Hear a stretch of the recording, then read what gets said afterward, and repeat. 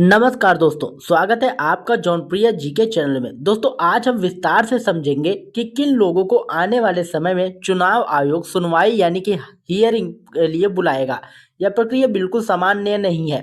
Draft voter list जारी होने के बाद 3 अलग-अलग डेटाबेस के आधार पर डेटा को मिलाया जा रहा है और आर्टिफिशियल इंटेलिजेंस तथा एक्यूरियल कोडिंग के जरिए यह पता लगाया जा रहा है कि किसका दावा सही है, किसके विवरण में असंगतियां हैं और किन मामलों में अतिरिक्त प्रमाण की आवश्यकता है।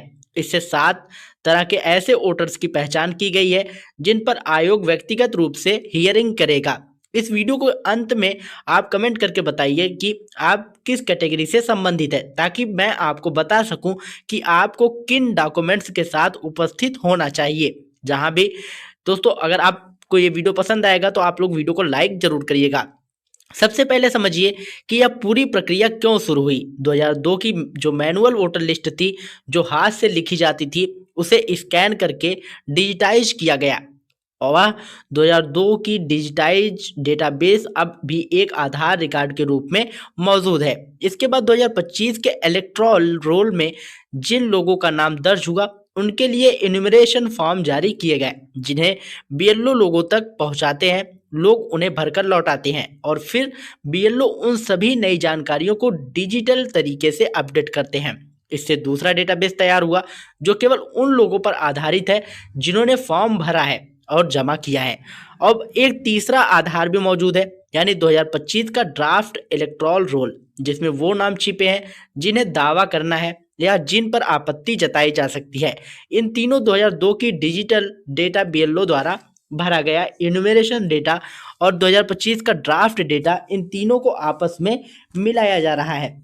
यह मिलान सिर्फ नाम देखकर नहीं किया जा रहा। यह मिलान पारिवारिक संबंध, उम्र का अंतर और पते की समानता, फॉर्म भरने का रिकॉर्ड और अनुपस्थिति जैसी स्थितियों पर किया जा रहा है। एसक्यूएल या क्वेरी के जरिए डेटा एक दूसरे से लिंक किया जा रहा है और एआई ऐसे मामलों को पहचान रही है जहां संदेह पैदा होता है। इसी विश्लेषण के बाद 7 तरह की स्थितियां सामने आई है।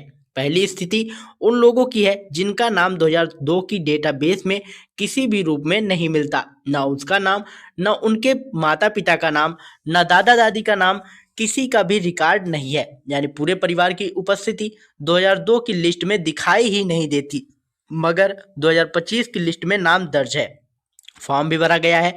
इस स्थिति को पूरी तरह अनमैप्ड माना जा रहा है। ऐसे में लगभग 30 लाख मामलों का पता चला है और इन लोगों को सबूत पेश करके नागरिकता और पहचान सिद्ध करनी होगी, क्योंकि डेटा में उनके पारिवारिक ऐतिहासिक निशान नजर नहीं आते। दूसरी स्थिति, वे लोग जिनका अपना नाम तो 2002 में नहीं मिलता, लेकिन उनके रिश्तेदारों जैसे माता पिता या दादा दादी का नाम मिलता है। उन्होंने फॉर्म में रिश्ता भी लिखा है, लेकिन एआई ने उम्र और संबंध में संदेहास्पद अंतर पाया।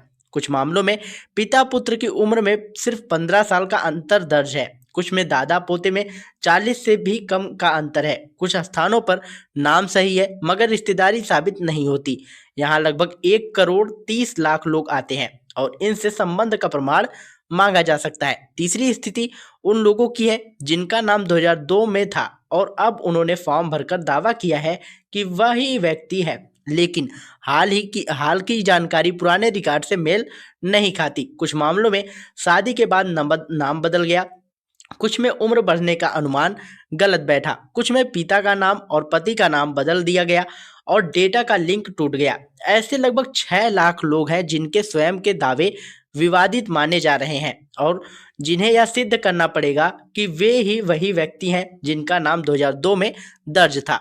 इसके बाद आता है वह डेटा जहां तुलना 2002 वाले रिकॉर्ड से नहीं, बल्कि 2025 के ड्राफ्ट रोल और बीएलओ द्वारा दर्ज की गई प्रविष्टियों से की जा रही है। यही एक सूची बन रही है जिसे एएचडी कहा जाता है, जिसमें ए यानी कि एब्सेंट लोग आते हैं। वे लोग जिनका नाम 2025 की लिस्ट में मौजूद है, लेकिन जब बीएलओ इन्यूमरेशन फॉर्म लेकर पहुंचा तो वो मिले ही नहीं। फॉर्म उनके हाथ में नहीं गया, भरा ही नहीं गया और इसी वजह से उनका नाम ड्राफ्ट में सक्रिय तरीके से दावा नहीं कर पाया। ऐसा लगभग 58 लाख मामले सामने आए हैं। इनमें से कई लोग नौकरी, पढ़ाई या मजदूरी के कारण घर से बाहर रहे, होंगे और अब उन्हें हियरिंग में यह साबित करना होगा कि वो सही मतदाता हैं। पांचवी स्थिति उन लोगों की आती है जो एक जगह से दूसरी जगह चले गए लेकिन वोटर कार्ड पुराने पते पर रहता है। यह सबसे अधिक उन लोगों में मिलता है जो काम या मजदूरी के लिए शहर बदलते रहते हैं लेकिन मतदाता पहचान अपने गांव या मूल पते की रखना चाहते हैं। ऐसे लोगों को तय करना होगा कि वे मतदान कहां से करेंगे। इसके बाद वे लोग आते हैं जिन्हें मृत घोषित कर दिया गया परंतु वे जीवित हैं। कई बार डेटा एंट्री की गलती, रिश्तेदारों की गलत सूचना या पहचान संबंधी गड़बड़ी की वजह से किसी को डेड दिखा दिया जाता है मगर वह व्यक्ति आज भी मौजूद है। ऐसे लोगों को भी सुनवाई के लिए बुलाया जाएगा ताकि स्थिति स्पष्ट की जा सके। अंत में आते हैं वे लोग जिनका नाम एक से अधिक जगह दर्ज है यानी डुप्लीकेट वोटर। कुछ के नाम दो बूथ पर हैं तो कुछ के दो विधानसभाओं में, कुछ के गांव और शहर दोनों में आते हैं। यह स्थिति चुनाव की शुचिता के लिए सबसे जोखिमपूर्ण होती है क्योंकि इसमें डुप्लीकेट मतदाता का खतरा पैदा होता है। इसलिए ऐसे व्यक्ति को तय करना होगा कि वह किस क्षेत्र में मतदान करेगा। बाकी स्थानों पर उसका नाम हटाया जाएगा। सबसे महत्वपूर्ण तथ्य है किसी वोटर का नाम बिना प्रक्रिया के हटाया नहीं जाएगा। यह पूरी जांच इसलिए है ताकि वोटर को स्पष्टीकरण देने का अवसर मिले। डॉक्यूमेंट्स मांगे जाएंगे, पता और पहचान की जांच होगी और अंत में यदि हटाने की जरूरत पड़ी तो ईआरओ एक स्पीकिंग ऑर्डर जारी करेगा जिसमें हटाने के कारण लिखे होंगे। उस आदेश के खिलाफ अपील का हक भी दिया जाएगा। इसलिए यदि आपको नोटिस मिले तो घबराइए नहीं। यह लोकतांत्रिक प्रक्रिया है का हिस्सा है। यह सुनवाई आपकी भागीदारी की सुरक्षा न कि सजा है। अपने डॉक्यूमेंट्स तैयार रखिए, समय पर पहुंचिए और अपने अधिकार का उपयोग कीजिए। उम्मीद है आज की विस्तृत जानकारी आपको समझ में आई होगी। अगर आपको आज का वीडियो पसंद आया हो तो वीडियो को लाइक करिएगा, शेयर करिएगा और यदि चैनल पर पहली बार आए हो तो चैनल को सब्सक्राइब करके बेल आइकन जरूर दबाइएगा क्योंकि ऐसी जानकारी आप लोगों को लगातार मिलती रहेगी। मिलते हैं अगले वीडियो में, तब तक के लिए जय हिंद, जय भारत।